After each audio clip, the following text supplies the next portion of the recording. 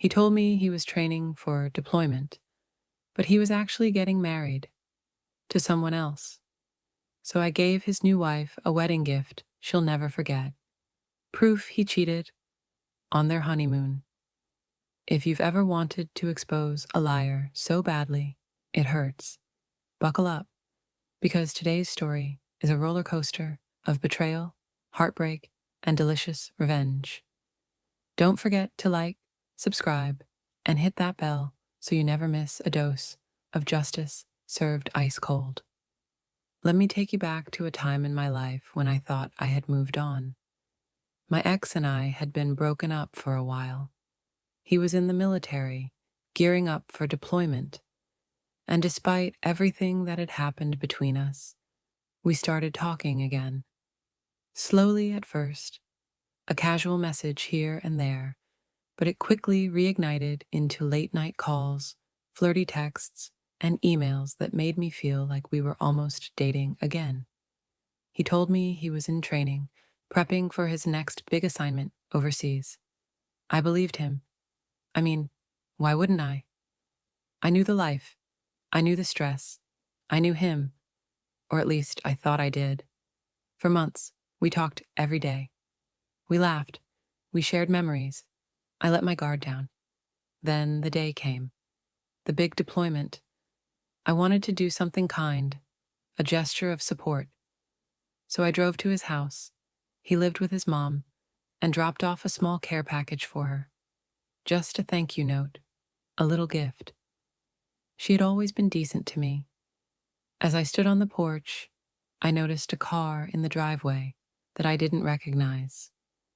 But they had renters sometimes, so I didn't think much of it. Until 2 days later, a letter showed up at my door.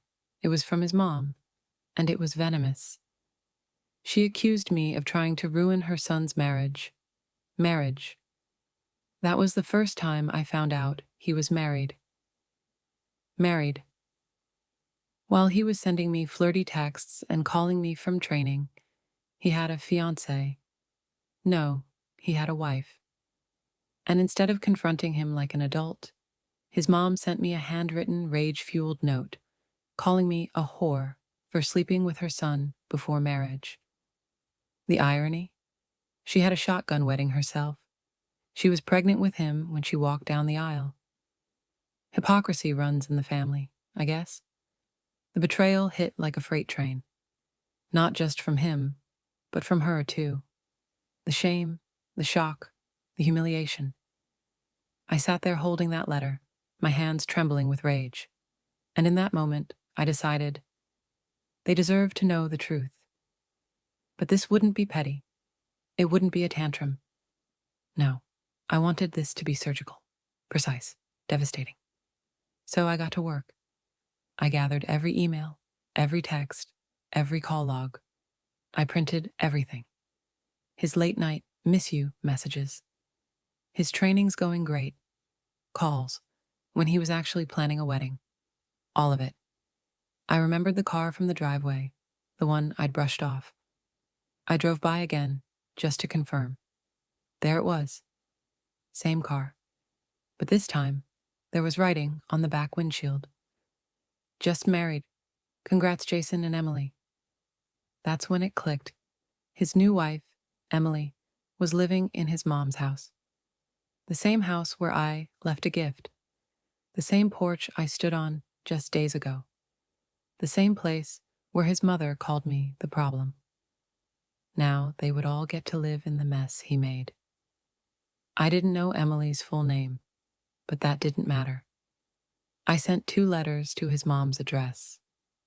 The first one, addressed to Emily. I told her everything. When we reconnected, what he said, what he did, how often. And I included proof, dates, call logs, screenshots. I even highlighted the day he left her during their honeymoon to go get ice, and called me instead. The second letter, to his mother. I reminded her how her son never once mentioned a wife. I reminded her of her own shotgun wedding. And I made sure she knew that her precious daughter-in-law had now seen everything. Every lie. every secret. I sent both letters certified, signature required, so I'd know exactly when they were opened. As a final note, I sent one last email to my ex. Just one line. You're dead to me. Short, final, ice cold. But I wasn't done. See, back then, email security was laughable. And he had used my laptop so often, I still had access to his Gmail. He never changed the password. So I watched. I logged in. And over the next few days, I had a front row seat to the chaos. Emily had received the letter. Her emails were furious. Page after page of accusations, confusion, heartbreak. She had the receipts. She confronted him about the calls, the emails, me. She mentioned the honeymoon ice trip, how he disappeared for 15 minutes to call me. His mother? She tore into him too. She was livid, furious that she now had to deal with his mess under her roof. Her new daughter-in-law was crying, devastated, barely speaking to anyone. And the best part? He was already deployed, thousands of miles away. No ability to do damage control, no sweet-talking in person, no manipulating. Just sitting in silence, while email after email ripped his fantasy life to shreds. He tried, he scrambled, he sent dozens of desperate emails, apologizing, pleading, explaining, blaming. None of it mattered. For months, I watched him squirm. From the comfort of my own home, chef's kiss. I never found out if they divorced, but based on those emails, I'd be shocked if they didn't. He thought he could juggle two lives, thought I'd stay quiet, thought I'd never find out. But karma doesn't miss. And sometimes, justice doesn't come with handcuffs. Sometimes it comes in an envelope, with your lies printed out in full color. Looking back, I'm not even angry anymore. Not at him, not at her. What he did said everything about him, and how they reacted said everything about me. I stood up for myself. I told the truth, and I made sure the people he hurt saw him for exactly who he was. If this story gave you chills, or made you want to drop a certified letter of your own, hit that like button and subscribe for more true revenge stories. And tell me in the comments, what would you have done if you were in my shoes? Until next time, stay sharp